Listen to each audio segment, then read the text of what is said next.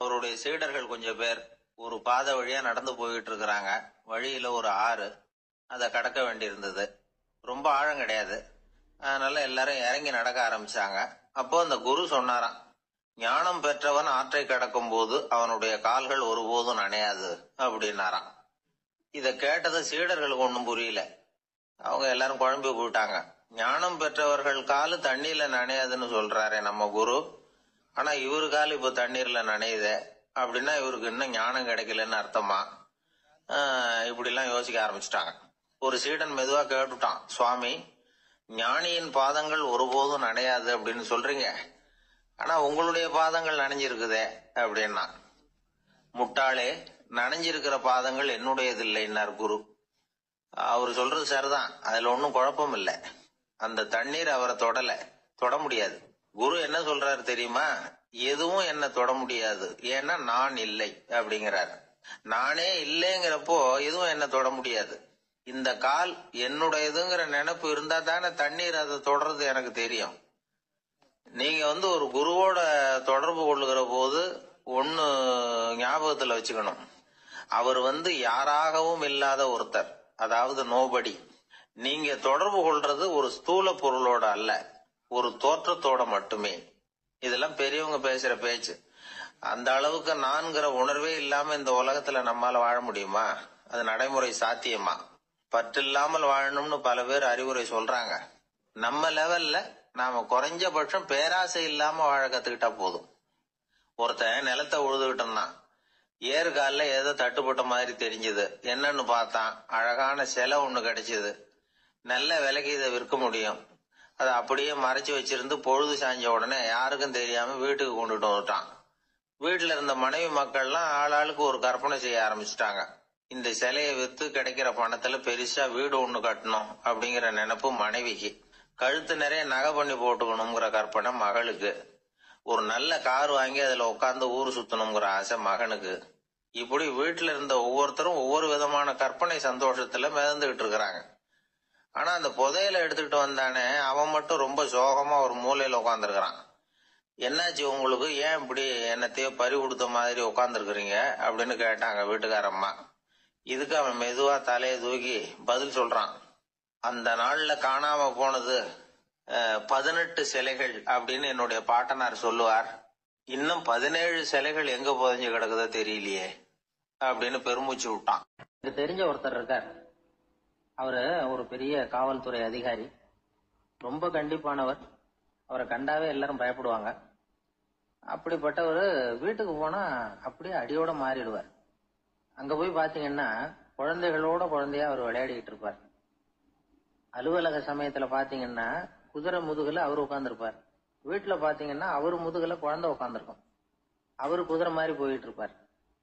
இது எப்படிங்க முடியுது உங்களால அப்படின்னு கேட்டாங்க. அது ஒண்ணுமில்ல, இங்க வீட்டுக்கு வந்த உடனே என்னோட மனசை தனியா எடுத்து வச்சிருவேன் அப்படின்னார். அது என்னங்க உங்க சட்ட பையிலியா இருக்குது மனசு, அது தனியா எடுத்து வைக்கிறதுக்கு அப்படின்னு கேட்டாங்க. அப்படி இல்லைங்க, இது ஒரு பயிற்சி, மனப்பயிற்சி, அவ்வளவுதான் அப்படின்னார். இப்படி சமயம் பார்த்து மனசை தனியா வச்சுவிட தெரிஞ்சவங்க வாழ்க்கையில எப்பவும் உற்சாகமா இருப்பாங்க அப்படிங்கிறது பெரியவங்க கருத்து. ஒரு டாக்டர் ஆஸ்பத்திரியில இருக்கிற வரைக்கும் டாக்டரா இருக்கலாம். அவர் மனைவிகிட்டையும் அவர் டாக்டரா இருக்க வேண்டிய அவசியம் இல்லை. ஒரு வக்கீல் கோர்ட்ல இருக்கிற வரைக்கும் வக்கீலா இருக்கலாம். வீட்டுக்கு வந்ததுக்கு அப்புறமும் வக்கீலா இருக்க வேண்டிய அவசியம் கிடையாது. வீட்டுல குழந்தைகள் கிட்ட விளையாடும் பொழுதும் அதுகள்கிட்ட ஃபீஸ் கேட்டுட்டு இருக்க கூடாது. நாம எப்படி இருக்கணும்னு பெரியவங்க சொல்றாங்கன்னா, மனசோட சேரப்படாதான். அப்படி சேராம வாழ்க்கையை கவனிக்கணுமா. மனசை அப்படியே தனியா எடுத்து பக்கத்துல வச்சுடணும். அப்படின்னா அதை அப்படியே தூக்கி எறிஞ்சுடு அப்படின்னு அர்த்தம் இல்லை. ஏன்னா மனசுங்கிறது நமக்கு உபயோகப்படக்கூடிய ஒண்ணுதான். எப்ப அது தேவையோ அப்பப்போ எடுத்து உபயோகப்படுத்திக்கணும். தேவைப்படுறப்போ எடுத்து கண்ணாடியை மாட்டிக்கிறோம்ல, படிக்கும் பொழுது கண்ணாடி தேவைப்படுதோ எடுத்து மாட்டிக்கிறோம் இல்லையா, அது மாதிரி கணக்கு போடுறதுக்கு மனசு தேவை. கடைக்கு போய் ஒரு பொருள் வாங்குறோம், காசு கொடுக்குறோம், மீதி சில்லறை சரியா இருக்கா அப்படின்னு எண்ணி பார்த்து வாங்க வேண்டியிருக்கு. அந்த சமயத்துல மனசை எடுத்து தனியா வச்சுட்டேன் அப்படின்னு சொல்லிட்டு இருக்க கூடாது. பரீட்சைக்கு படிக்க வேண்டியிருக்குது, படிச்சதையெல்லாம் அப்படியே நினைவுல வச்சுக்க வேண்டியிருக்கு. அந்த சமயத்துல மனசை தூக்கி எறிஞ்சுட்டேன் சார் அப்படின்னு சொல்லிட்டு இருக்க கூடாது. அப்படி சொன்னா பரீட்சை நம்மளை தூக்கி எறிஞ்சிடும். அதனால தேவைப்படுறப்போ மனசை உபயோகப்படுத்தணும், தேவையில்லாதப்போ அது தனியா ஓய்வு எடுத்துக்க விட்டுடணும். இப்படி நாம பழக்கப்படுத்திக்கிட்டா வாழ்க்கைங்கிறது நமக்கு புதுசா தெரியுமா. மனசுக்கும் ஒரு சக்தி கிடைக்கும். எந்திரங்களுக்கு ஓய்வு கொடுக்கற மாதிரி மனசுக்கும் ஓய்வு கொடுக்கணும், இல்லைன்னா அது களைச்சு போயிடும். குழந்தைகள் மனசை சுமந்துகிட்டு இருக்கிறது இல்ல. இது முதியவர்கள் குழந்தைகள் கிட்டே இருந்து கத்துக்க வேண்டிய ஒரு பாடம். ஆனாலும் இந்த கால குழந்தைகள் கிட்ட ரொம்ப எச்சரிக்கையா இருக்க வேண்டியிருக்கு. ஒரு தாத்தாவும் பேரனும் விளையாடிக்கிட்டு இருக்கிறாங்க. தாத்தா, எனக்கு சைக்கிள் ஓட்ட கத்து கொடு அப்படிங்கிறான் பேரன். சைக்கிள் உயரம் கூட இல்ல, அதுக்குள்ள சைக்கிள் ஓட்டணுமா அப்படின்னாரு தாத்தா. ஏன் தாத்தா, ரயில் ஓட்டுறாரு, அவர் என்ன ரயில் நீளமா இருக்கார் அப்படின்னு கேட்டானா அந்த பையன். ஒரு ஆள் இருந்தார். அவரு தன்னை ஒரு குருன்னு சொல்லிக்கிட்டார். மௌன குரு, வாயே திறக்கிறது இல்ல. அவருக்கு 2 சீடர்கள் உண்டு. இவங்க தான் வர்றவங்க கிட்ட பேசுவாங்க, விளக்கம் கொடுப்பாங்க. ஒரு நாள் இந்த சீடர்கள் 2 பேரும் எங்கேயோ வெளியில போயிட்டாங்க. அந்த நேரம் பார்த்து ஒருத்தர் அங்க வந்தார். குரு கிட்ட போனார். குருவே, புத்தர்னா என்னன்னு கேட்டார். குருவுக்கு ஒன்னும் புரியல. அவர் உண்மையான குருவா இருந்தாவில் புரியும். அவர் திருன்னு முழிக்க ஆரம்பிச்சுட்டார். இந்த நேரம் பார்த்து இந்த சீடர்கள் எங்கேயோ போயிட்டாங்களே, என்ன பண்றது, உதவிக்கு யாராவது கிடைக்க மாட்டாங்களா அப்படின்னு அப்படியே சுத்தி பாக்குறார். அங்க பாக்குறார். வந்தவர் இதை கவனிச்சார். ஏதோ புரிஞ்சுக்கிட்டவர் மாதிரி அடுத்த கேள்வி கேட்டார். தர்மம்னா என்ன சுவாமின்னார். குருவுக்கு ரொம்ப சங்கடமா போச்சு.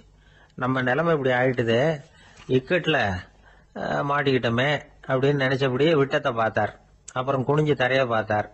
அப்படியே உட்காந்துக்கிட்டார். வந்தவர் உடனே அடுத்த கேள்விக்கு போயிட்டார். தியானம்னா என்ன சுவாமின்னார். பாவம் என்ன பண்ணுவார் அந்த குரு, பேசாம கண்ணை கெட்டியா மூடிக்கிட்டார். இது ஏதடா வம்பா போச்சுன்னு. இவர் இப்படி பண்ணா கூட வந்தவர் சளைக்கல. இன்னொரு கேள்வியும் கேட்டார். ஆசீர்வாதம்னா என்ன அப்படின்னார்.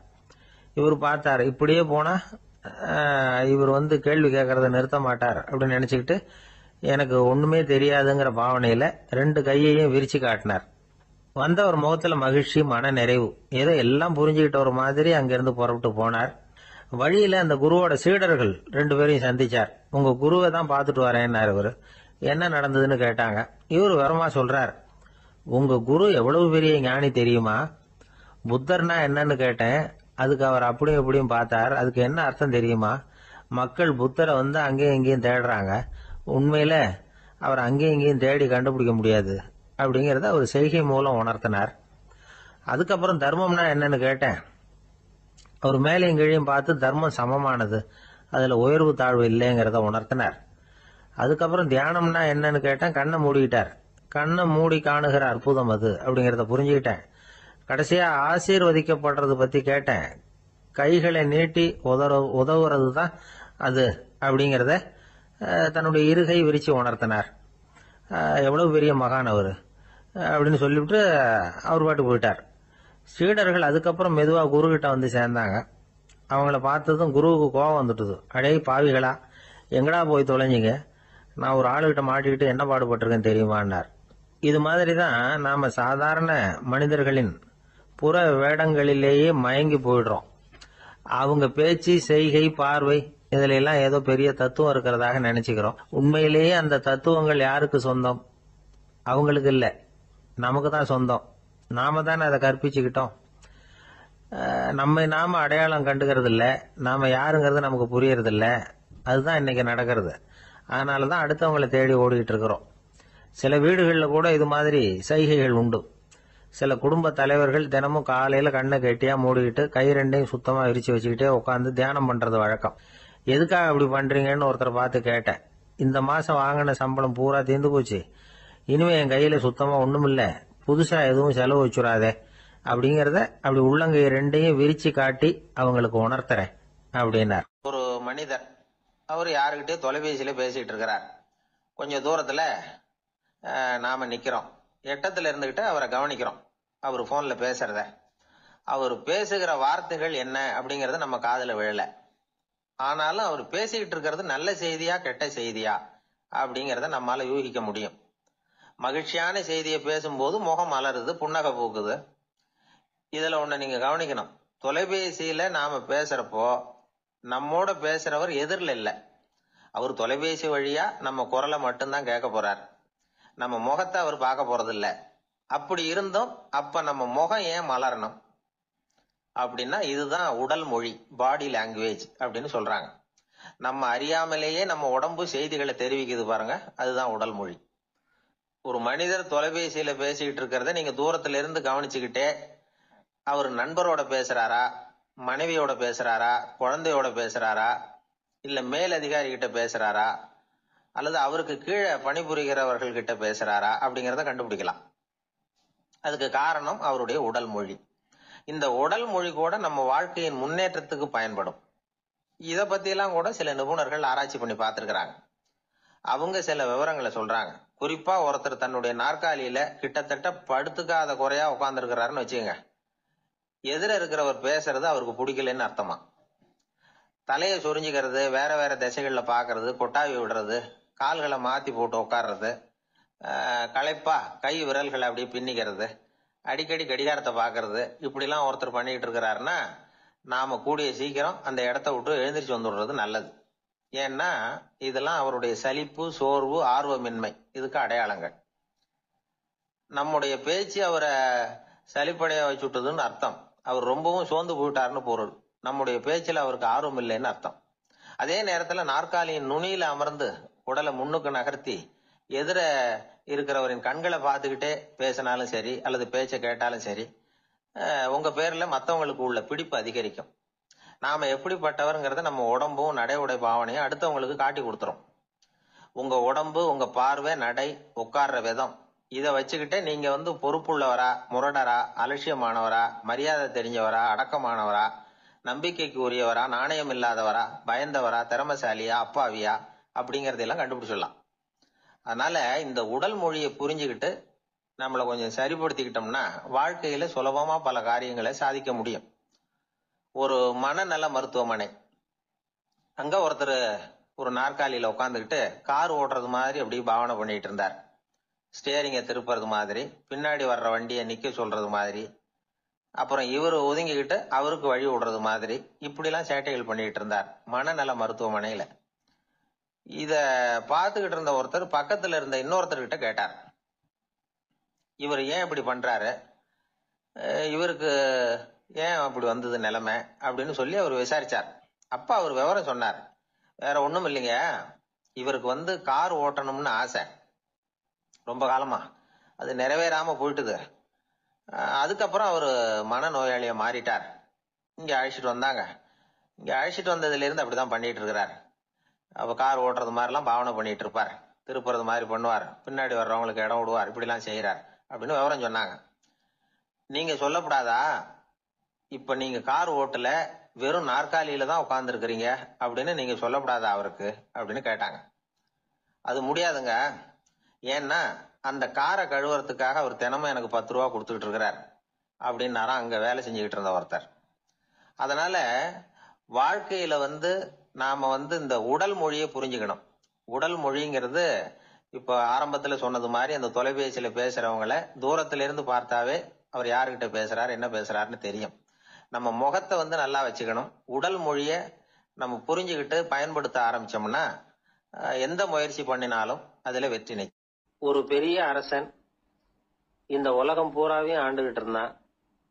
ரொம்ப காலம் அப்படி அரசாட்சி பண்ணிக்கிட்டு இருந்தான். திடீர்னு அவனுக்கும் சில எதிரிகள் முளைச்சாங்க.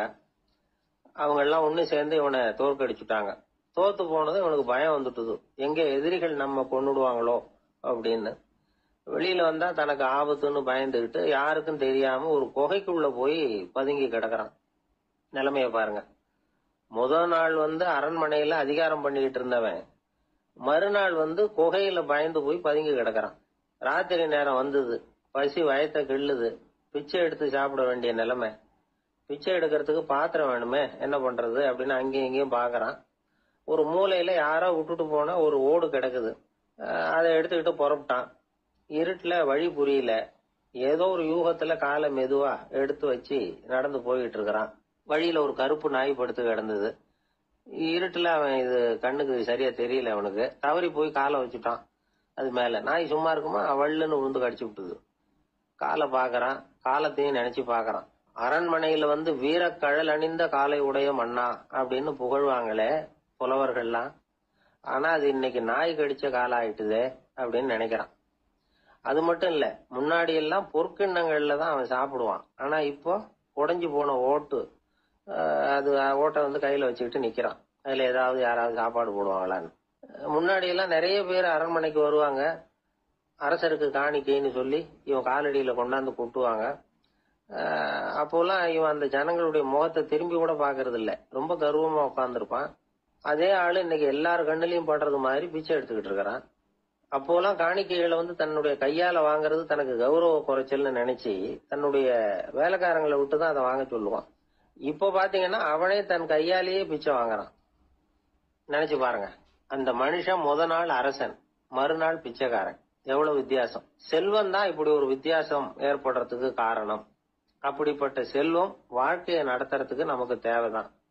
ஆனா அதையே நாம அடைய வேண்டிய பயனா நினைக்கிறோம் பாருங்க, அதுதான் வேடிக்கை. இத வந்து நம்மாழ்வார் அழகா ஒரு பாசுரத்துல சொல்றார். ஒரு நாயகமாய் ஓட உலகுடன் ஆண்டவர், கருணாய் கவர்ந்த காலர், சிதைகிய பானையர், பெருநாடு காண இம்மையிலே பிச்சைதாம் கொள்வர், திருநாரணன் தாழ் காலம் பெற சிந்தித்து உய்மினோ அப்படிங்கிறார் நம்மாழ்வார். ஒரு பெரிய பணக்காரர் ஒரு துறவிகிட்ட போய், சாமி என்கிட்ட நிறைய பணம் இருக்கு, இருந்தாலும் நிம்மதி இல்ல, என்னால நிம்மதியா இருக்க முடியல, என்ன காரணம்னு கேட்டாராம்.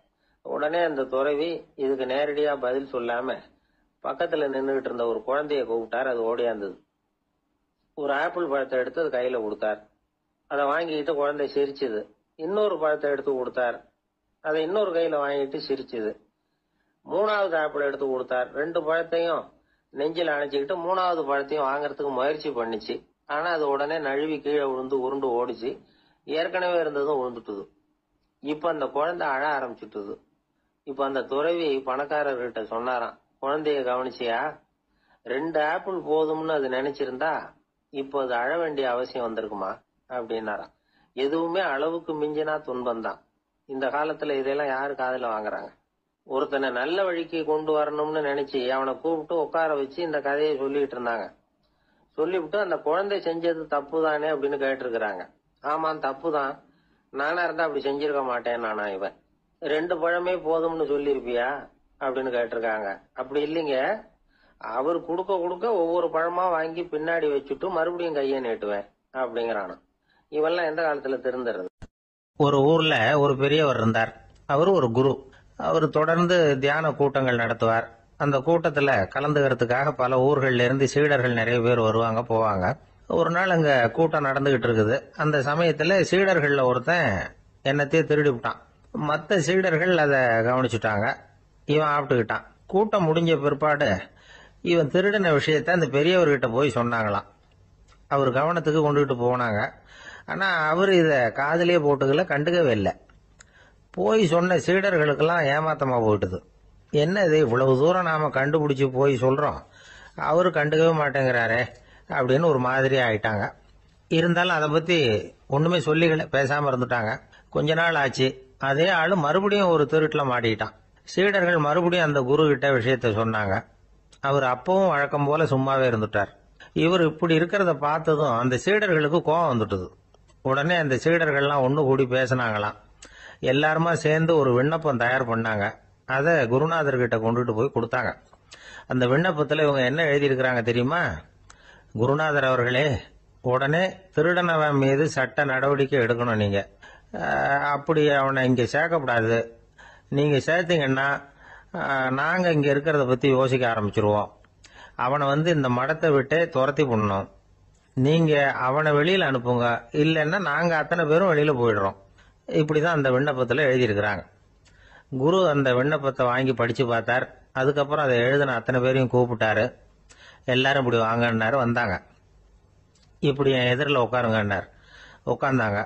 அப்புறம் சொன்னார், இதை பாருப்பா, நீங்க எல்லாரும் புத்திசாலிகள். உங்களுக்கு எது நல்லது எது கெட்டதுங்கிறது நல்லா தெரியும். நீங்க மேற்கொண்டு ஏதாவது படிக்கணும்னு நினைச்சா வேற எங்க வேணும்னாலும் போகலாம். அதுக்கு நான் தடை சொல்ல மாட்டேன். ஆனா உங்களால குற்றம் சாட்டப்பட்ட அவன் இருக்கானே, அவன் எப்படின்னா அவனுக்கு எது நல்லது எது கெட்டதுங்கிறதெல்லாம் தெரியாது. அதனாலதான் திருடுறான். நீங்க சொல்றது மாதிரி அவனை அடிச்சு துரத்தி விடுறோம்னு வச்சுங்க, அவனுக்கு எப்படி நல்லது கெட்டது தெரியும்? அவனுக்கு அதை யாரு சொல்லி கொடுக்கறது? அதனால இங்கேயே இருக்கட்டும், அதுதான் சரி. இதுக்காக நீங்க எல்லாரும் என்னை விட்டுட்டு போனாலும் சரி, அவனை நான் விரட்ட மாட்டேன் அப்படின்னு விட்டாரான். இவ்வளவையும் திருடனை அந்த சீடன் கேட்டுக்கிட்டே இருந்திருக்கான். அவன் கண்கள்ல கண்ணீர். அப்படியே எழுந்திரிச்சு வந்தான். குரு காலில் விழுந்தான். அவன் கண்ணீரில் அவனது தீமை கழுவப்பட்டது அப்படிம்பாங்க. அதாவது சீடர்களுக்கு அந்த குருவோட பெருமை அப்பதான் புரிஞ்சுதான். ஒரு நல்ல ஆசிரியர் இருக்காருன்னு வச்சுங்க, நல்லா படிக்கிற பையனுக்கு தான் பாடம் சொல்லி கொடுப்பேன்னா அது என்ன பெரிய விஷயமா? மோசமா படிக்கிறவனையும் மாத்தி காட்டுறேங்கிறது தான் பெருமை. இந்த காலத்து குரு ஒருத்தர் ஒரு ஆசிரமம் வச்சு நடத்திட்டு வந்தார். நிறைய பேர் தினம் வருவாங்க போவாங்க. ஒரு நாள் ஒருத்தன் வந்தான். அந்த குரு முன்னாடி போய் நின்னான். ஐயா, என்ன உங்க சீடனா ஏத்துக்கணும்னா. அந்த குரு நிமிர்ந்து பார்த்தார். உன்னுடைய நோக்கம் என்னன்னு கேட்டார். ஐயா, உங்ககிட்ட கொஞ்ச நாள் இருந்தேன்னா நல்ல பழக்க வழக்கங்களை கத்துக்கலாம், அதுக்கப்புறம் வெளியில போய் ஒரு நல்ல தொழில் தொடங்கி வாழ்க்கையில முன்னுக்கு வரணுங்கிறது தான் என்னோட நோக்கம் அப்படின்னா. நீ சொல்றது சரி, ஆனா உன்னால இங்க நல்ல பழக்க வழக்கங்களை கத்துக்க முடியலன்னு வச்சுக்கோ, அப்ப என்ன பண்ணுவே அப்படின்னு கேட்டார் அவர். அப்படி ஆச்சுன்னா என்ன, உங்களை மாதிரியே ஒரு ஆசிரமம் ஆரம்பிச்சு அதுக்கு குருவா இருந்துட்டு போறேன் அப்படின்னா. ஒருத்தன் வேகமா ஓடி வந்தான். ஏப்பா அப்படி தலை தெறிக்க ஓடி வர்றேன்னு கேட்டேன். பின்னாடி துரத்திக்கிட்டு வருது சார் அப்படின்னா. ஏதாவது நாய் துரத்திக்கிட்டு வருது போல இருக்கு அப்படின்னு நினைச்சு அவனுக்கு பின்னாடி பாக்குறேன். கண்ணு கேட்டின தூரம் வரைக்கும் எதுவுமே தெரியல. ஏன்பா எதுவும் உன்னை துரத்துறது மாதிரி தெரியலையே என்ன, நல்லா பாருங்க சார் அப்படின்னா. பார்த்துட்டு தான் சொல்றேன் என்ன. இதோ பாருங்க சார், இதுதான் என்ன துரத்துது அப்படின்னு அவன் காட்டுறான்.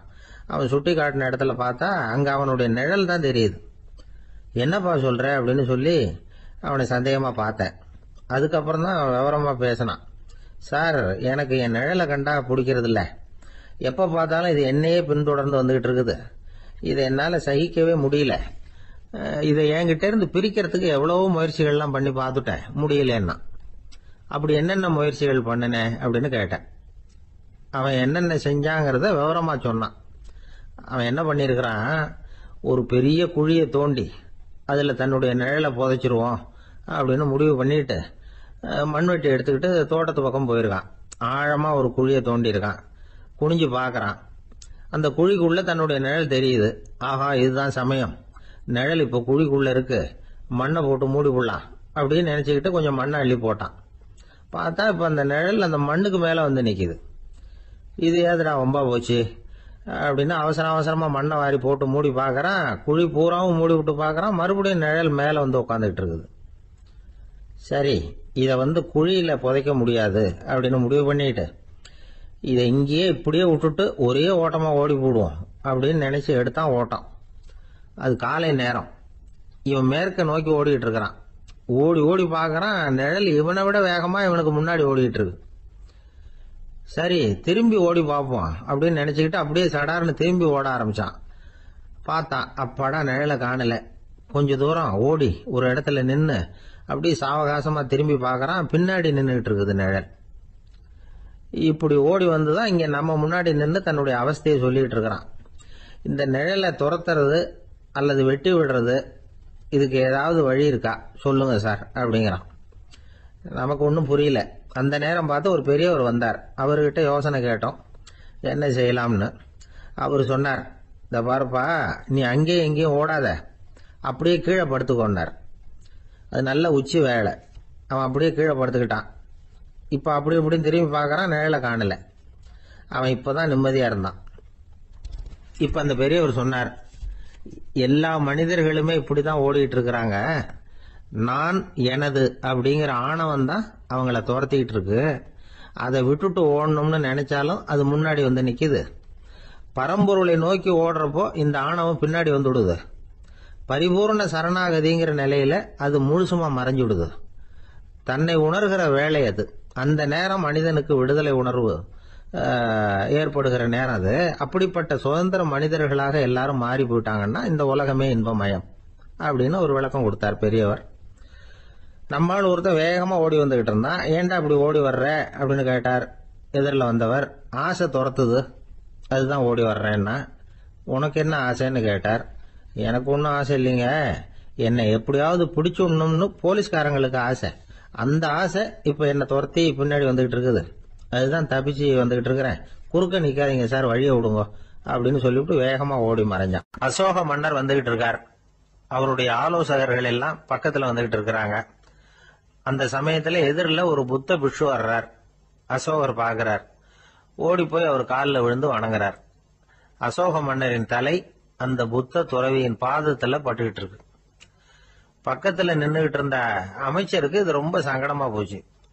ரொம்ப வருத்தப்பட்டார். நம்ம அசோக சக்கரவர்த்தி எப்பேற்பட்டவர், அவரோட தலை ஒரு சன்னியாசியின் பாதத்துல படுறதா அப்படின்னு நினைச்சு ரொம்ப கவலைப்பட்டார். அரண்மனைக்கு திரும்பினதும் அமைச்சர் மெதுவா ஆரம்பிச்சார். அரசே, எனக்கு ரொம்ப வருத்தமா இருக்குது அப்படின்னார். எதுக்குன்னார் மன்னர். அசோக சக்கரவர்த்தியின் தலை, அதாவது அந்த சிரம், ரொம்ப மதிப்புமிக்க ஒன்று. அது ஒரு சன்னியாசியின் காலில் படலாமா அப்படின்னார். அசோகர் பதில் சொல்லல, சிரிச்சார், போயிட்டார். அதுக்கப்புறம் ஒரு சரியான சந்தர்ப்பத்துக்காக காத்துக்கிட்டு இருந்தார். ஒரு நாள் அமைச்சரை கூப்பிட்டார். எனக்கு 3 தலைகள் வேணும் அப்படின்னார். சொல்லுங்க, கொண்டுகிட்டு வரேன் அப்படின்னார் அமைச்சர். அசோகர் சொன்னார், முதல்ல எனக்கு தேவையானது ஒரு ஆட்டின் தலை, 2வது ஒரு புலியின் தலை, 3வது ஒரு மனிதனின் தலை. இதுதான் அசோகர் கேட்டது. எங்க இருந்தாலும் கொண்டு வாங்கன்னார். அமைச்சர் புறப்பட்டார். ஆட்டுத்தலை, புலித்தலை கிடைச்சிட்டுது. அப்புறமா ஒரு சுடுகாட்டுக்கு போய் ஒரு மனித தலையும் சேகரம் பண்ணிட்டு ராஜா கிட்ட வந்துட்டார். அரசே, உங்கள் ஆணைப்படி 3 தலைகளையும் கொண்டு வந்திருக்கிறேன்னார். அசோகர் பார்த்தார். ரொம்ப நல்லது, இப்ப இது 3ஐயும் எடுத்துக்கிட்டு போய் சந்தையில வித்துட்டு வாங்க அப்படின்னார். அமைச்சர் அதுகளை எடுத்துக்கிட்டு சந்தைக்கு போனார். முதல்ல ஆட்டுத்தலை நல்ல விலைக்கு வித்து போச்சு. நல்ல விலை கொடுத்து வாங்கிட்டு போட்டாங்க. அடுத்தபடியா புலி தலைய ஒருத்தர் வாங்கிட்டார். அதை பாடம் பண்ணி வீட்டுல மாட்டி வைக்கலாமே அப்படின்னு நினைச்சு அதையும் வாங்கிட்டு போட்டார். மனித தலையை மட்டும் வாங்கறதுக்கு யாரும் முன் வரல. எல்லாரும் அதை பார்த்துட்டு விலைக்கு போக ஆரம்பிச்சாங்க. அமைச்சர் திரும்பி வந்தார். அரசே, இந்த தலையை மட்டும் யாரும் வாங்க மாட்டேங்கிறாங்க அப்படின்னார். சரி, பரவாயில்ல, இதை இலவசமாவே எனாமாவே யாருக்கிட்டையாவது கொடுத்துட்டு வந்துருங்க அப்படின்னார். அமைச்சர் மறுபடியும் சந்தைக்கு போனார். இதை இலவசமா தரேன், இதை வாங்கிக்கோங்க அப்படின்னார். அப்பவும் அதை யாரும் வாங்கிக்கிறதுக்கு தயாரா இல்லை. மறுபடியும் திரும்பி மன்னர்கிட்ட விவரத்தை சொன்னார். இப்போ மன்னர் சொல்றார், அமைச்சரே, உயிர் இருக்கிற வரைக்கும் தான் இந்த தலைக்கு மதிப்பு. ஜீவன் போனதுக்கு அப்புறம் அதோட மதிப்பும் போயிடுது. அதனால மதிப்பு இருக்கும் பொழுதே பெரியவர்கள் பாதம் பணிந்து அந்த புனிதத்தை பெற்றுக்கொள்ளணும் அப்படின்னார். பணிவுங்கிறது வேற, அடிமைத்தனம்ங்கிறது வேற. பெரியவர்களை பணிவது நமக்கு பெருமை தரக்கூடிய விஷயம். இதை மனசுல வச்சுக்கிட்டு எப்போ காலில் விழணும், எப்போ காலில் விழக்கூடாது அப்படிங்கறத முடிவு பண்ணிக்கணும். ஒரு சாதாரண ஆள் நடந்து வந்துகிட்டு இருந்தார். எதிரில் வந்த ஒரு பெரிய மனுஷன் ஓடி போய் அவர் காலில் விழுந்து தன்னுடைய தலையை அவர் பாதத்துல கொண்டு போய் வச்சார். கொஞ்ச நேரம் கழிச்சு எழுந்திரிச்சு வந்துட்டார். வந்த பிறகு இவரை கேட்டேன், ஏன் திடீர்னு ஓடி போய் அந்த ஆளு காலில் விழுந்தீங்க அப்படின்னு. அவர் போட்டிருக்கிறது என்னோட காணாம போன செருப்பான்னு கண்டுபிடிக்கிறதுக்காக அப்படி விழுந்தேன் அப்படின்னு. ஒரு ஊர்ல ஒருத்தர் இருந்தார். ரொம்ப நல்லவர். யாருக்காவது ஏதாவது கொடுத்துக்கிட்டே இருப்பார். கொடையாளி.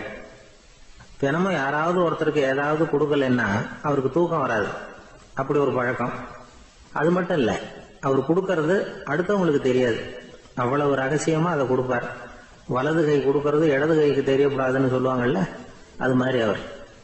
ஒரு நாள் ராத்திரி அவர் ஏற்கனவே தயாரா கட்டி வச்சிருந்த பணம் முடிச்ச கையில எடுத்துக்கிட்டு வீட்டை விட்டு வெளியில வந்தார். தெருவில் இறங்கி நடந்தார். இன்னைக்கு யாருக்கு தர்மம் செய்யறது அப்படின்னு யோசனை பண்ணிட்டு இருட்டுல நடந்து வந்துகிட்டு இருக்கிறார். யாரோ ஒருத்தர் எதிரில் வர்றது மாதிரி தெரிஞ்சுது. உடனே அவர் கிட்ட போனார். தன்கிட்ட இருந்த பணம் முடிச்சு அவசரமா அவர் கையில திணிச்சுட்டு திரும்பி வந்துட்டார். அப்பாடா, ஒரு வழியா யாருக்கும் தெரியாம இன்னைக்கு தர்மம் பண்ணியாச்சு அப்படிங்கிற மகிழ்ச்சி, மன நிறைவு அவர் முகத்துல. நிம்மதியா தூங்கினார். அப்புறம் எழுந்திரிச்சார். மறுநாள் காலையில ஊரு பூரா ஒரே பேச்சு. என்ன பேச்சுன்னா, நேற்று ராத்திரி ஒரு திருடன் கையில யாரோ பணத்தை கொடுத்துட்டு போயிருக்கிறாங்க அப்படின்னு எல்லாரும் பேசிக்கிட்டு இருக்கிறாங்க. இதை கேள்விப்பட்டதும் அந்த பெரியவருக்கு ரொம்ப வருத்தமா போச்சு. அடடா, போயும் ஒரு திருடனுக்கா உதவி பண்ணிருக்கிறோம், பிரயோஜனம் இல்லாம போட்டுதே அப்படின்னு நினைச்சார். சரி, இன்னைக்கும் யாருக்காவது உதவி பண்ணணும் அப்படின்னு முடிவு பண்ணினார். ராத்திரி நேரம் வந்தது. இவர் வழக்கம் போல தெருவில் இறங்கி நடந்தார். கையில பணம் முடிச்சு.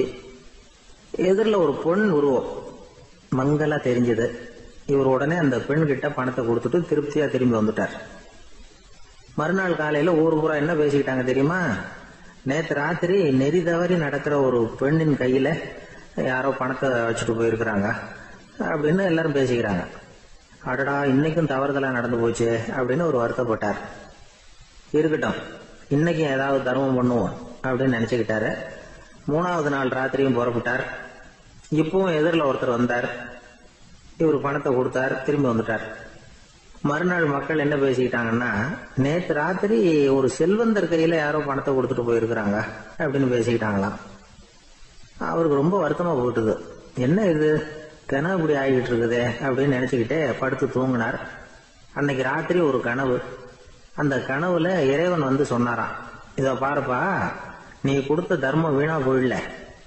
உன்கிட்ட பணம் வாங்கின அந்த திருடன் திருந்திட்டான், அந்த பொண்ணும் திருந்திட்டா, அந்த செல்வந்தனும் கொடையாளி ஆயிட்டான், எல்லாருக்கும் உதவி பண்ண ஆரம்பிச்சுட்டான் அப்படின்னு சொன்னாராம். இந்த கதையை சொன்னவர் யாருன்னா நபிகள் நாயகம். இதுல உள்ள கருத்து என்னன்னா, நல்ல மனசோட தர்மம் பண்ணுனா அது வீணா போறதில்லை. இன்னொரு கருத்து, தர்மம் வந்து தன்னை மட்டுமல்ல அடுத்தவங்களையும் தீமையிலிருந்து காப்பாற்றும். இதுதான் நாம புரிஞ்சுக்க வேண்டியது.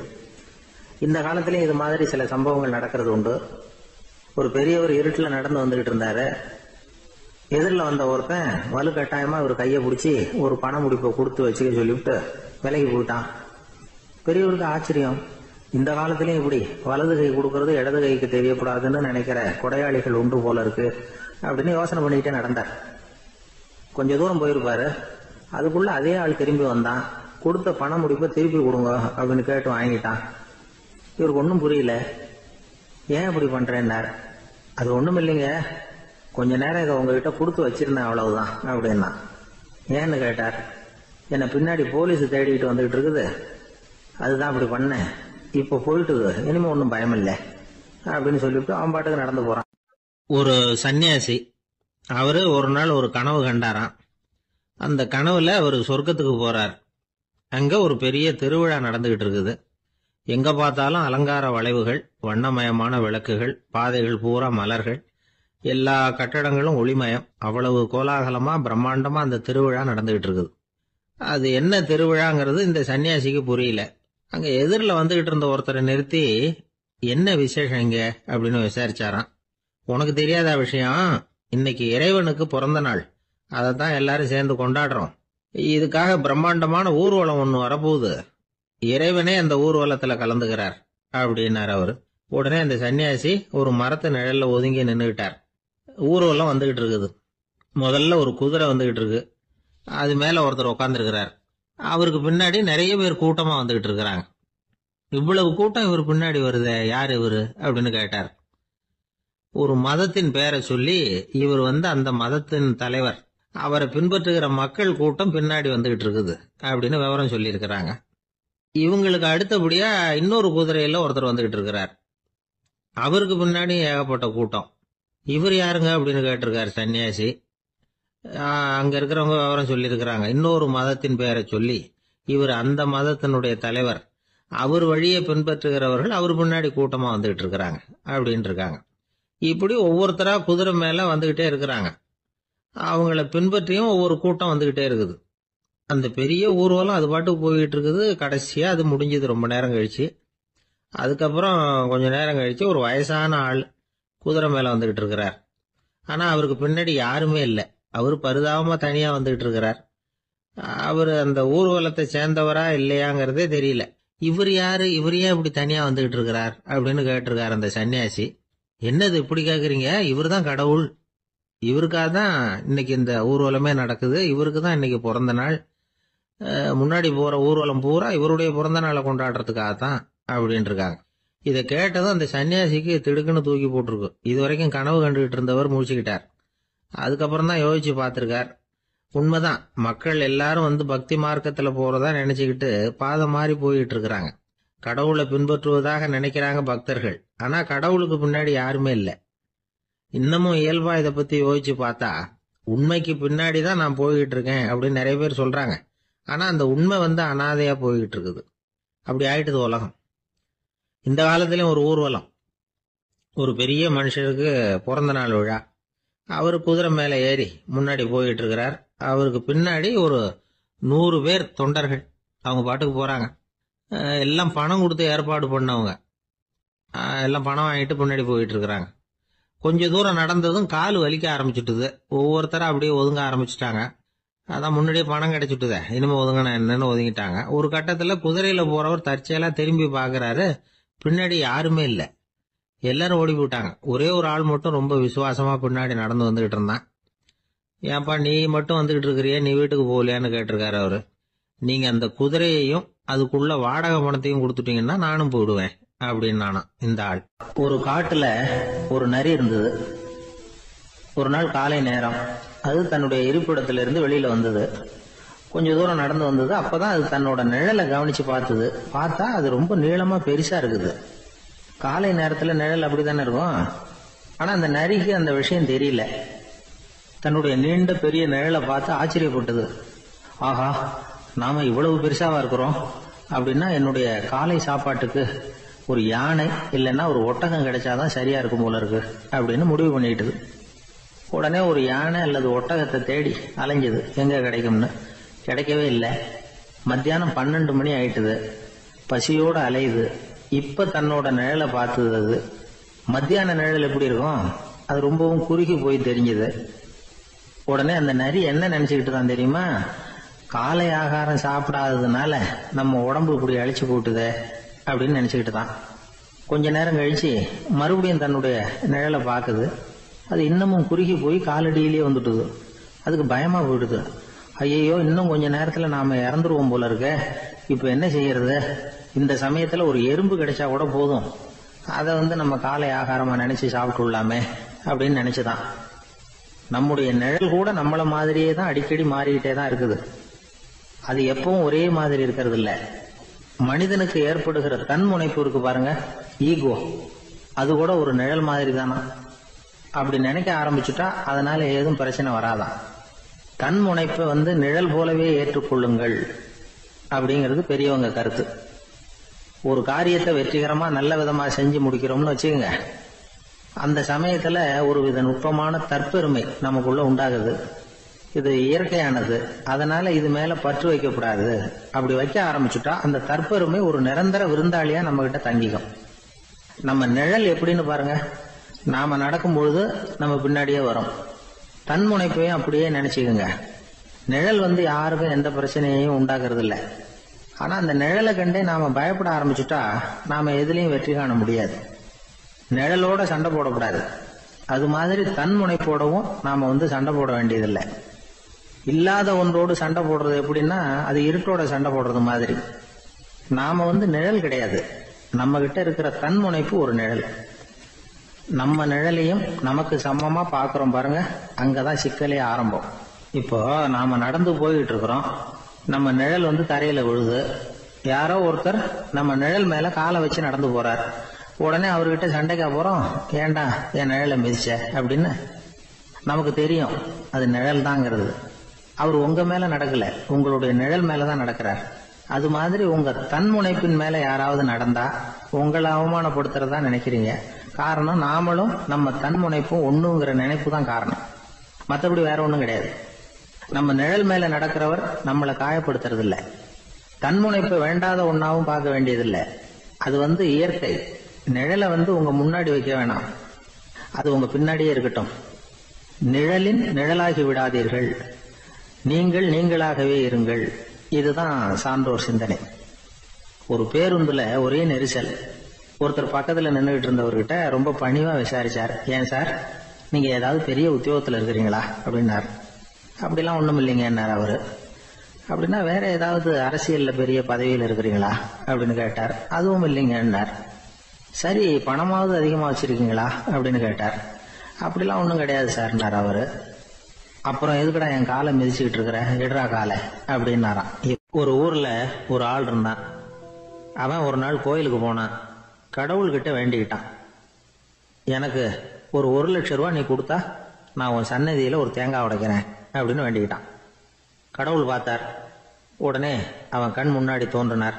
இந்தா நீ கேட்ட 1,00,000 ரூபாய் அப்படின்னு சொல்லி அவன் கையில பணத்தை கொடுத்துட்டு மறைஞ்சிட்டார். இவனால நம்பவே முடியல. இவ்வளவு சுலபமா கிடைக்கும்னு தெரிஞ்சிருந்தா அனாவசியமா ஒரு தேங்காய் உடைக்கிறேன்னு வேண்டி இருக்க வேண்டியது இல்லையே அப்படின்னு நினைச்சான். இருந்தாலும் வேண்டுதலை நிறைவேற்ற வேண்டியது கடமை. அதுக்காக என்ன பண்ணா, பக்கத்துல ஒரு கடைக்கு போனான். ஒரு தேங்காயை கையில் எடுத்தான். இது என்ன விலைன்னு கேட்டான். 5 ரூபான்னார் கடையில இருந்தவர். அதிகமாக இருக்குதே விலைன்னா. அப்படின்னா ஒன்று செய்யுங்க, அடுத்த ஊருக்கு போங்க, அங்கே தென்னந்தோப்பு அதிகம், அதனால அங்கே இதை விட குறைஞ்ச விலைக்கு கிடைக்கும் அப்படின்னார். சரின்னு அடுத்த ஊருக்கு கிளம்புனான். அங்கே போய் விசாரிச்சான். ஒரு தேங்காய் 3 ரூபாய் விலைன்னாங்க. இதுவும் அதிகமாக தெரியுதேன்னா. அப்படின்னா ஒன்று செய்ய, அதோ அந்த ஆற்று ஓரமாக ஒரு தென்னை மரம் இருக்கு பார், அதில் நீயே ஏறி பறிச்சுக்கோ, ஒரு தேங்காய்க்கு 1 ரூபா கொடுத்தா போதும் அப்படின்னார் அந்த தோப்புக்கு சொந்தக்காரரு. இவனுக்கு மரம் ஏற தெரியாது, இருந்தாலும் ஆசை யாரை விட்டுது, விலை சல்லிசா இருக்குதே. ஆற்று ஓரம் போனால் தட்டு தடுமாறி அந்த மரத்தில் ஏறினா அந்த தென்னை மரம் வளைஞ்சி ஆற்று பக்கம் போய் அப்புறம் நிமிர்ந்து இருந்தது.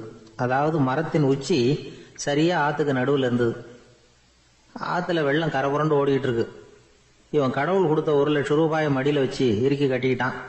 உச்சிக்கு போய் காய் பறிக்கிற சமயத்தில் காற்றும் மழையும் பலமாக கலந்து அடிக்க ஆரம்பிச்சுட்டுது. கால் வழுக்கி விட்டுட்டுது. இவன் சடார்னு ஒரு தென்னை மட்டையை பிடிச்சிக்கிட்டு தொங்க ஆரம்பிச்சிட்டான். கீழே பயங்கரமான வெள்ளம், மடியில் 1 லட்சம் ரூபா பணம், என்ன செய்யறதுன்னு தவிக்கிறான். இந்த சமயம் கரையில் ஒரு யானை பாகன் யானையை குளிப்பாட்டிக்கிட்டு இருக்கிறான். அது அவன் கண்ணில் பட்டது. ஐயா ஒரு உதவின்னு கத்துனான். அவன் என்ன செய்யணும்னு கேட்டான்.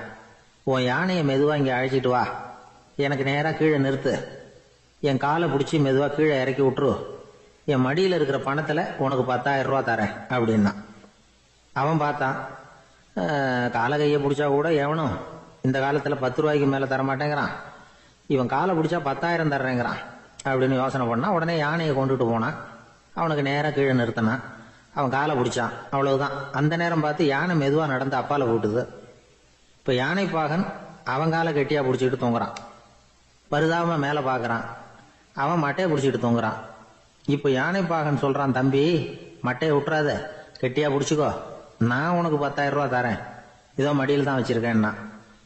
மேலே தொங்குறவனுக்கு இந்த நிலைமையிலேயும் ஒரு சந்தோஷம், மேற்கொண்டு ஒரு 10,000 ரூபா நமக்கு கிடைக்கும் போல இருக்கே அப்படின்னு. இந்த சமயத்தில் ஒருத்தன் ஒட்டகத்தை ஓட்டிட்டு வந்தான் அந்த பக்கமா குளிப்பாட்டுறதுக்கு. யானை பாகம் பார்த்துட்டான். ஐயா ஒட்டகக்காரரே, அதை இங்கே கொண்டுட்டு வா, எங்க காலை பிடிச்சி பத்திரமா இறக்கி விடு, நாங்கள் பணம் கொடுக்குறோம்னா. அவனும் பணத்துக்கு ஆசைப்பட்டு வந்தான். அவன் காலை பிடிக்கிற சமயம் ஒட்டகமும் நழுவி போட்டுது. இப்போ 3 பேருமே வரிசையா தொங்குறாங்க.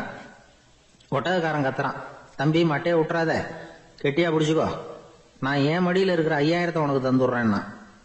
மேலே தொங்குறவனுக்கு இன்னமும் சந்தோஷம், இவனும் பணம் தர்றேங்கிறான் அப்படின்னா இன்னைக்கு நமக்கு மொத்த பண வரவு எவ்வளவு அப்படின்னு ஒவ்வொன்றா கூட்டி பார்க்க ஆரம்பிச்சான்.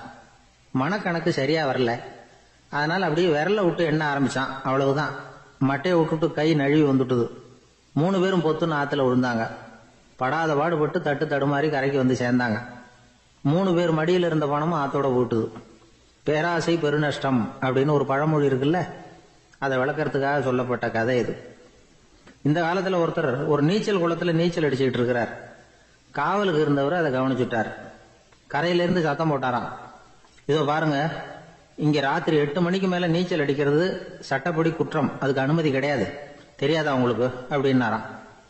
இதுக்கு அவரு, ஐயோ நான் நீச்சல் அடிக்க வந்தவன் இல்லைங்க, சும்மா சுத்தி பார்க்க வந்தவன், தடுமாறி குளத்துல விழுந்துட்டேன், நீச்சல் தெரியாது, அதனால தத்தளிச்சுக்கிட்டு இருக்கிறேன் அப்படின்னு கத்துனாராம்.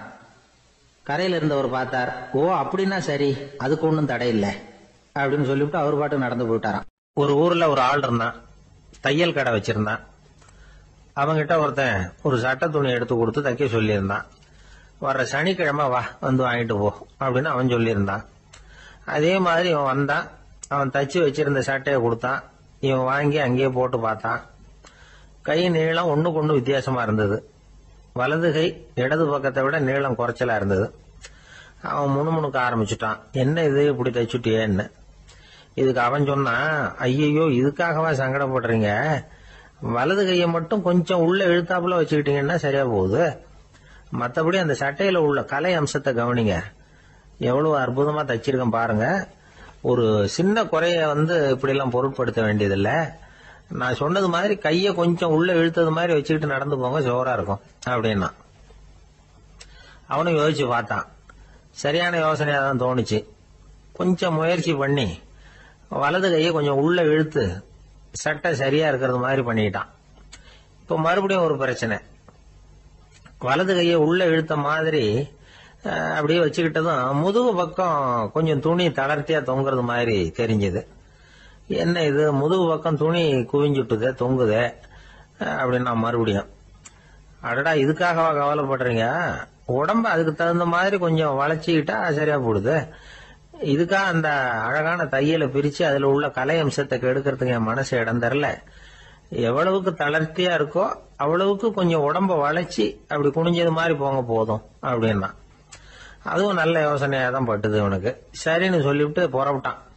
தெருவில் இறங்கினா, கைய கொஞ்சம் உள்ள இழுத்தான், உடம்ப கொஞ்சம் முன்னால வளைச்சான், சட்டைக்கு தகுந்த மாதிரி உடம்ப பண்ணிட்டான், மெதுவா நடந்து போறான். இப்போ எதிரில் இன்னொருத்தன் வரான். இவனை பாக்குறான், இவன் போட்டிருக்கிற சட்டையை பாக்குறான். ஆஹா அற்புதம்ங்கிறான். சும்மா சொல்லக்கூடாது, ரொம்ப நல்லா இருக்கு. நிச்சயமா இது இந்த ஊர் மேல தெருவில் இருக்கிற ஒருத்தன் இருக்கானே, அவன் தச்சதா தான் இருக்கணும் அப்படின்னா. இதை கேட்டதான் அவனுக்கு ஆச்சரியம். எப்படி அவ்வளவு கரெக்டா கண்டுபிடிச்சிங்க அப்படின்னு கேட்டிருக்கான். இதுக்கு அந்த வழிபோக்கன்னு சொன்னானா, அவன் ரொம்ப கெட்டிக்காரன். உங்களை மாதிரி உடம்பும் கையும் வளைஞ்சு போன ஒரு ஆசாமிக்கு அவனை தவிர வேற யாராலேயும் இவ்வளவு பொருத்தமான ஒரு சட்டையை தைக்க முடியாது அப்படின்னானா. பாருங்க, அவனுக்காக இவன் அனுசரிக்க போய் இவனோட நிலைமை எப்படி ஆயிடுது பாருங்க. இதே மாதிரிதான் சில சடங்குகளும் சம்பிரதாயங்களும் நம்மளை கோமாளி ஆக்கி விட்டுரும்.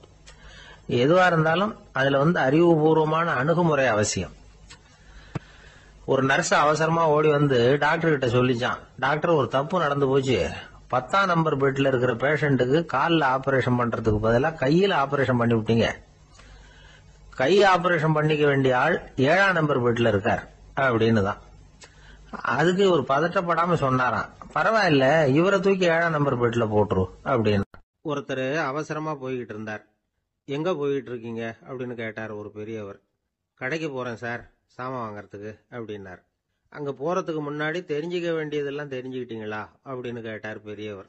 கடைக்கு போய் காசை கொடுத்து ஒரு பொருளை வாங்கிட்டு வரப்போறோம், இதுல தெரிஞ்சுக்க வேண்டியது என்ன இருக்குது அப்படின்னார் அலட்சியமா. இப்ப அந்த பெரியவர் பேச ஆரம்பிச்சார். இந்த உலகத்துல எந்த ஒரு செயல்ல இறங்குறப்பவும் நாம நல்லா ஆலோசனை பண்ண வேண்டிய விஷயம் 5 அப்படின்னார். உதாரணமா, ஒருத்தன் கடைக்கு போய் ஏதோ ஒரு பொருளை வாங்கிட்டு வர போறான்னு வச்சுக்கோங்களேன். அப்ப கூட அவன் 5 விஷயங்களை பத்தி தெரிஞ்சுக்க வேண்டியிருக்குது அப்படிங்கிறார் அவர். முதல்ல அந்த பொருள் எப்படிப்பட்டது அப்படிங்கறத தெரிஞ்சுக்கணும். 2வதா தன்னை பத்தியும் தெரிஞ்சுக்கணும். அப்பதான் அந்த பொருள் தனக்கு தேவையா இல்லையா அப்படிங்கறத புரிஞ்சுக்க முடியும். 3வதா தெரிஞ்சுக்க வேண்டியது ஒண்ணு இருக்கு. அது என்னன்னா, அந்த பொருளை அடையறதுக்கு வழி என்ன அப்படிங்கறத தெரிஞ்சுக்கணும். அதாவது எவ்வளவு பணம் கொடுத்தா அது கிடைக்கும், இது மாதிரியான விஷயங்கள். 4வதா அந்த பொருளை அடையிறது மூலமா நாம அடையக்கூடிய பயன் என்ன அப்படிங்கறதையும் உணரணும். 5வது அந்த பொருளை அடையிறதுல இருக்கக்கூடிய தடை எது அப்படிங்கறதையும் நாம தெரிஞ்சுக்கணும். பெரியவர் பேசுறது ஏதோ தத்துவம் மாதிரி தெரியுது இல்லையா? தத்துவம் தான். அதாவது இப்படி உலகியல் வாழ்க்கையில சின்ன சின்ன விஷயங்கள்லயே நாம 5 விஷயங்களை தெரிஞ்சுக்க வேண்டி இருக்குது. அது ரொம்ப அவசியமா இருக்கு. பேரின்ப நிலைன்னு சொல்றாங்கல்ல, அது மாதிரி பெரிய சமாச்சாரங்கள்லயும் இந்த 5 விஷயங்களை நாம தெரிஞ்சுக்க வேண்டியிருக்குது. அதுக்கு பேர் என்னன்னா அர்த்த பஞ்சகம். வைணவ சமயத்துல அர்த்த பஞ்சகம்ங்கிறது ரொம்ப பெரிய விஷயம். கடைக்கு போறது மாதிரி கடவுளை பார்க்க போறப்பவும் நாம 5 விஷயங்களை தெரிஞ்சுக்கணுமா. முதல்ல பரம்பொருள் அப்படிங்கிறது என்ன, அதோட தன்மைகள் என்ன, இதை தெரிஞ்சுக்கணும். இதுக்கு பேர் என்னன்னா பரமாத்ம ஸ்வரூபம் அப்படின்னு பேர். 2வது நாம யாரு, நம்மோட தன்மை என்ன அப்படிங்கறத தெரிஞ்சுக்கணும். நான் யாருன்னு எனக்கே தெரியலங்கிறப்போ இதை நான் சொல்றேன்னு இது என்னுடையதுன்னு சொல்றது தப்பு தானே. அப்புறம் 3வது விஷயம், பரம்பொருளை நாம அடையறதுக்கு வழி எது, இது தெரிஞ்சுக்கணும். இது உபாய ஸ்வரூபம் அப்படின்னு பேர். 4வது விஷயம், நாம அடைய வேண்டிய பயன்கள் என்ன அப்படிங்கறது தெரிஞ்சுக்கிறது. இதுக்கு புருஷார்த்தம் அப்படின்னு பேர். 5வது அந்த பயனை அடைய விடாமல் தடுக்கிற தடைகள் யாவை அப்படிங்கறத தெரிஞ்சுக்கிறது. இது விரோதி ஸ்வரூபம். இதத்தான் தடையியல் அப்படின்னு சொல்றாங்க. அதாவது பரமாத்மாவை பற்றிய அறிவு, ஜீவாத்மாவை பற்றிய அறிவு, உபாயம் பற்றிய அறிவு, புருஷார்த்தம் பற்றிய அறிவு, இந்த 4 அறிவுக்கும் எதிரடையா, அதாவது அதையெல்லாம் தப்பா புரிஞ்சுக்கிறதால உண்டாகக்கூடிய அறிவு விரோதி ஸ்வரூபம். என்ன இது தகவல்ல ஏதாவது கதை சொல்லுவீங்கன்னு பார்த்தா ஏதோ தத்துவம் பேசிட்டு இருக்கிறீங்களே அப்படின்னு நினைக்கலாம். இதுவும் தெரிஞ்சுக்க வேண்டிய ஒரு பெரிய விஷயம்தான். காதல போட்டு வச்சா எப்போவாவது உபயோகப்படும். என்னுடைய நண்பர் ஒருத்தர் ஒரு நாள் என்கிட்ட சொன்னார், சார், அடுத்த மாசம் தஞ்சாவூர்ல ஒரு கல்யாணம், போறதா வேண்டாமா அப்படின்னு ஒரே குழப்பமா இருக்கு அப்படின்னார். நான் உடனே இந்த அர்த்த பஞ்சக உபதேசம் பண்ண ஆரம்பிச்சேன். அவர் எல்லாத்தையும் பொறுமையா கேட்டுட்டு, சரி சார், நான் போறதுன்னு முடிவு பண்ணிவிட்டேன்னார். எப்படி இந்த முடிவுக்கு வந்தீங்க அப்படின்னு கேட்டேன். அவர் சொன்னாரு, சார், அந்த 2வது பாயிண்ட் ஒன்று சொன்னீங்களே, அதை புரிஞ்சுக்கிட்டதுக்கு அப்புறம்தான் இந்த முடிவுக்கு வந்தேன் அப்படின்னார். என்ன 2வது பாயிண்ட்னு? அதாவது தன்னை பத்தி புரிஞ்சுக்கணும் அப்படின்னு சொன்னீங்க. உடனே என்னை பத்தி புரிஞ்சுக்கிட்டேன். நான் யாருங்கிறது எனக்கு தெரிஞ்சுது. உடனே போறது தான் நல்லதுன்னு முடிவு பண்ணிவிட்டேன்னார். நீங்க யாருன்னு கேட்டேன். நான் தான் சார் அந்த கல்யாணத்துல தாலி கட்ட வேண்டிய மாப்பிள்ளை அப்படின்னார். என்ன சார், உங்க பையன் என்ன செஞ்சுக்கிட்டு இருக்கிறான் இப்போ அப்படின்னு கேட்டார் ஒருத்தர். அடிக்கடி கண்ணாடி முன்னாடி நின்று அழகு பார்த்துக்கிட்டு இருக்கிறான் சார் அப்படின்னாரு அப்பா. இளம் பருவம் இப்படிதான் இருக்கும், அதையெல்லாம் சாதாரணமா நினைச்சுடாதீங்க அப்படின்னாரு அவரு. என்ன சார் சொல்றீங்க, கண்ணாடி முன்னாடி நின்றுக்கிட்டு நேரத்தை வீணாக்கிக்கிட்டு இருக்கான், அதை ஒரு பெரிய விஷயமா நான் நினைக்கணுமா அப்படின்னாரு இவர். இளம் பருவத்தில் இளைஞர்களுக்கும் சின்ன பொண்ணுங்களுக்கும் அடிக்கடி கண்ணாடியில் பார்க்கணும்னு தோணும். அது வெறுமனே அழகு பார்க்கறது மட்டும் இல்லை, அவங்க தங்களையே தேடி கண்டுபிடிக்கிற ஒரு முயற்சி அது. இது ஒரு மனோதத்துவ விளைவு. இது வரைக்கும் சின்ன பிள்ளையா இருந்துட்டோம், இனிமேல் நாமளும் மற்றவங்க மாதிரி மனிதர்கள் தான் அப்படிங்கிற உணர்வு அவங்களுக்கு வருது. தங்களோட முகம் எப்படி இருக்குது, அழகு எப்படி இருக்கு, உடம்பு நேரம் எப்படி இருக்கு, முடி எப்படி இருக்கு அப்படிங்கறதையெல்லாம் கண்டுபிடிக்கிறாங்க. அதுக்கப்புறம் இன்னொரு ஆணோ பொண்ணோ தன்னை கவனிக்கணும் அப்படின்னு நினைக்கிறாங்க. இதெல்லாம் மனோதத்துவ உண்மைகள், இதெல்லாம் இயற்கை. இதை பார்த்துட்டு பெத்தவங்க பிள்ளைங்க கெட்டு போட்டாங்க அப்படின்னு நினைக்கக்கூடாது, அவங்கள திட்டிக்கிட்டே இருக்கக்கூடாது. இன்னைக்கு பல குடும்பங்கள்ல இதுதான் நடந்துகிட்டு இருக்குது. மனுஷ வாழ்க்கையிலேயே இப்படியும் இல்லாத அப்படியும் இல்லாத ஒரு பருவம் இளம் பருவம். 13லேருந்து 19 வயசுக்கு உட்பட்ட ஆண்கள் பெண்கள் இந்த வகையை சேர்ந்தவங்க, டீனேஜ் குரூப். இவங்கள சின்னவங்கன்னு நினைச்சிட முடியாது, பெரியவங்கன்னு நினைச்சிட முடியாது. இவங்க ரொம்ப சென்சிட்டிவ். சமூகம் நினைச்சா இவங்களை நல்லவங்களாவும் ஆக்கலாம், கெட்டவங்களாவும் ஆக்கலாம். கொஞ்சம் அக்கறை எடுத்துக்கிட்டா பெரிய பெரிய மேதைகளையும் விஞ்ஞானிகளையும் உருவாக்கலாம். ஆனால் நடக்கிறது என்ன தெரியுமா, அநேகமாக இவங்களை யாருமே சரியாக புரிஞ்சுக்கிறது இல்லை, இவங்களை சரியாக நடத்துறதும் இல்லை. இது வரைக்கும் நாம் சொல்கிறத கேட்டுக்கிட்டு இருந்தான், இப்பெல்லாம் அவன் இஷ்டத்துக்கு நடக்க ஆரம்பிச்சுட்டான் அப்படின்னு வருத்தப்படுற பெற்றோர்கள் அதிகம். இது வருத்தப்படுற விஷயம் இல்லை, சந்தோஷப்பட வேண்டிய விஷயம். உங்கள் புள்ள சொந்தமாக யோசிக்க ஆரம்பிக்கிறதும் நடந்துக்க ஆரம்பிக்கிறதும் ஒரு தப்பான விஷயமா? அவன் கடைசி வரைக்கும் உங்கள் பேச்சையே கேட்டுக்கிட்டு இருக்கணுங்கிறது என்ன நியாயம்?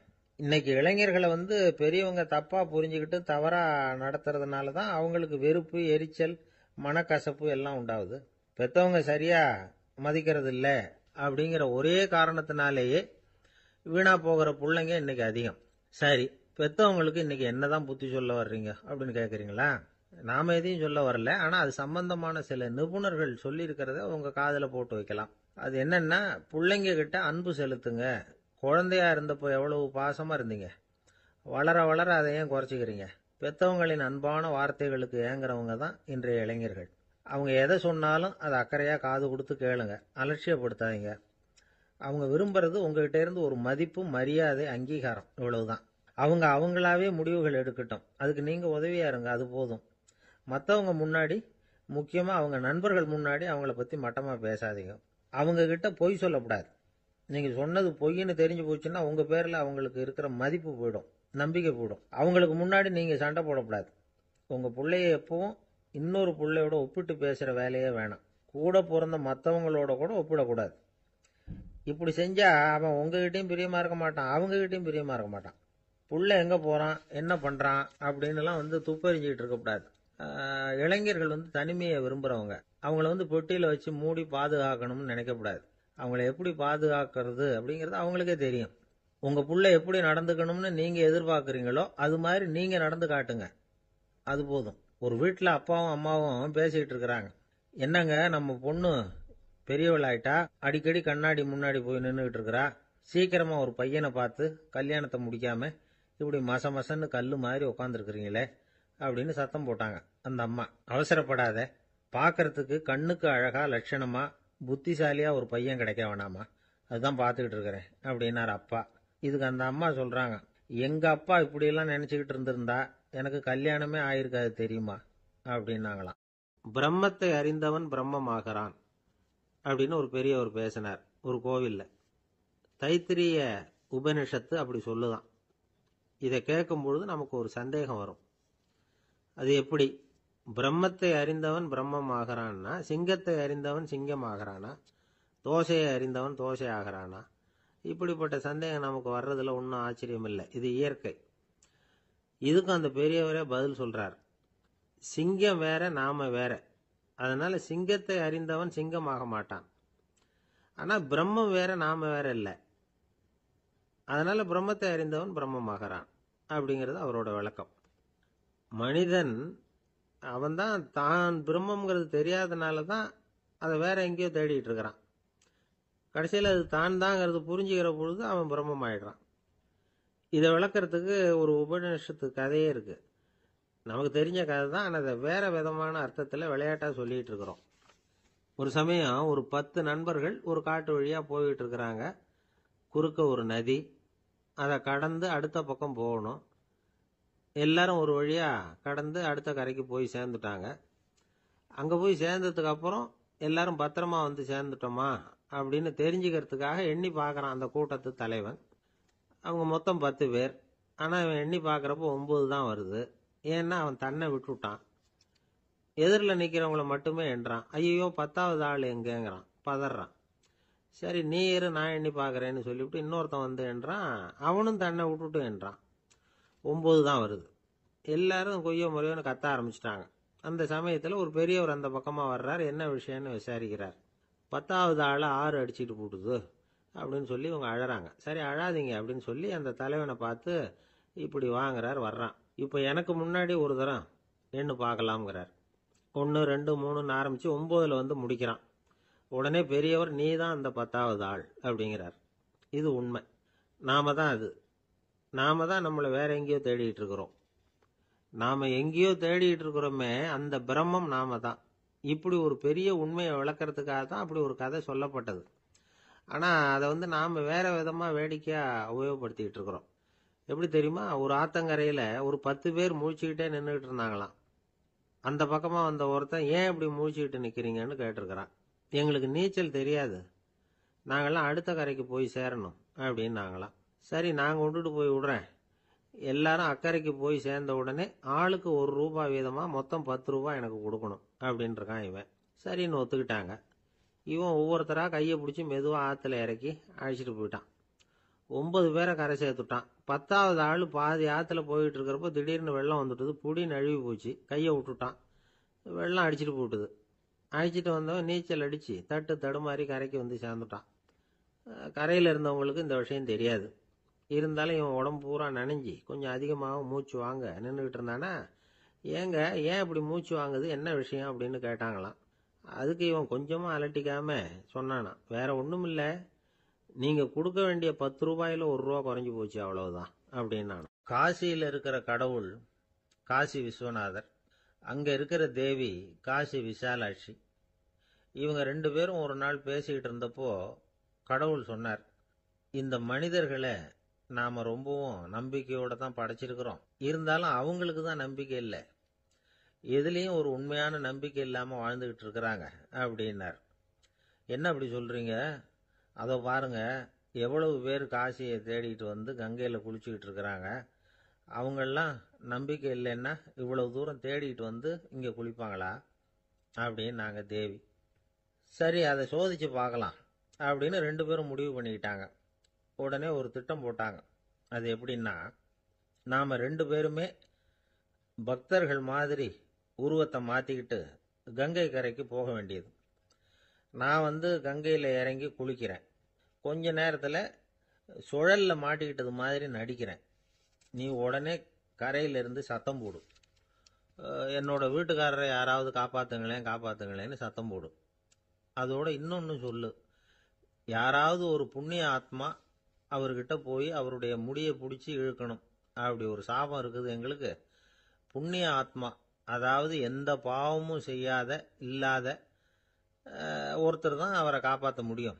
அப்படிப்பட்டவங்க யாராவது வெள்ளத்தில் குதிச்சு என்னுடைய கணவரை காப்பாத்துங்கோ அப்படின்னு நீ சத்தம் போடு, கூச்சல் போடு, என்ன நடக்குதுன்னு பார்க்கலாம் அப்படின்னார் கடவுள்.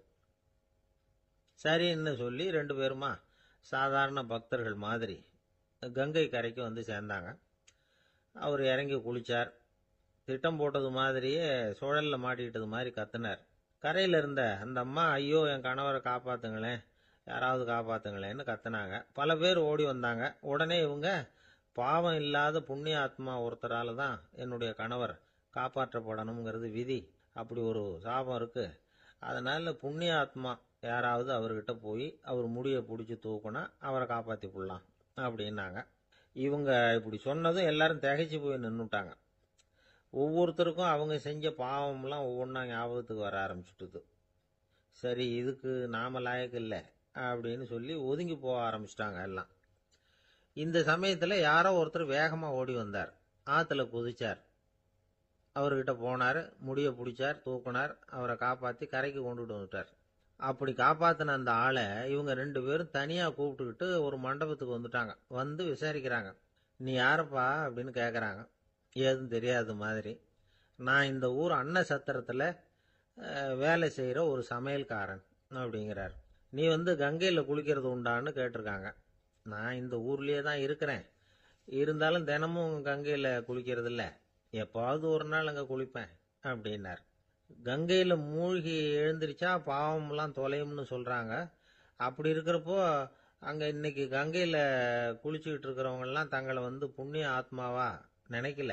கங்கையில குளிக்காத நீ உன்னை வந்து புண்ணிய ஆத்மாவா நினைச்சு என்னை காப்பாத்த வந்திருக்கிற, அது எப்படி அப்படின்னு கேட்டார். அதுக்கு அந்த ஆளு சொல்றான், கங்கையில குதிச்சதுக்கு அப்புறம் தானே உங்களை காப்பாத்த போறோம், அப்படி குதிக்கும் பொழுது என்னுடைய பாவம்லாம் போயிருக்கும்ல, நான் புண்ணிய ஆத்மாவா ஆயிருப்பனே, அதனாலதான் துணிஞ்சு வந்து உங்களை காப்பாத்தினேன் அப்படின்னா. கடவுளும் தேவியும் அவனுக்கு வந்து காட்சி கொடுத்தாங்களாம். இப்படி ஒரு கதை உண்டு. அதாவது கங்கையில குளிச்சுக்கிட்டு இருக்கிறவங்களுக்கே தங்களுடைய பாவம் போகுங்கிற நம்பிக்கை பரிபூர்ணமா இல்ல, குளிக்காத ஒருத்தனுக்கு அந்த நம்பிக்கை இருந்தது. அதனால அவனால கடவுளை பார்க்க முடிஞ்சது. கடவுளை வந்து நாமளும் பார்க்க முடியுமா முடியாதா அப்படிங்கிற குழப்பம்லாம் நமக்கு வேண்டியதில்லை. நம்பிக்கையோட வாழணுங்கிற உண்மையை மட்டும் இந்த கதையிலிருந்து புரிஞ்சுக்கிட்டா போதும். ஏன்னா இந்த கதையை கேட்டுட்டு ஒரு நண்பன் குதர்க்கமா ஒரு கேள்வி கேட்டான்.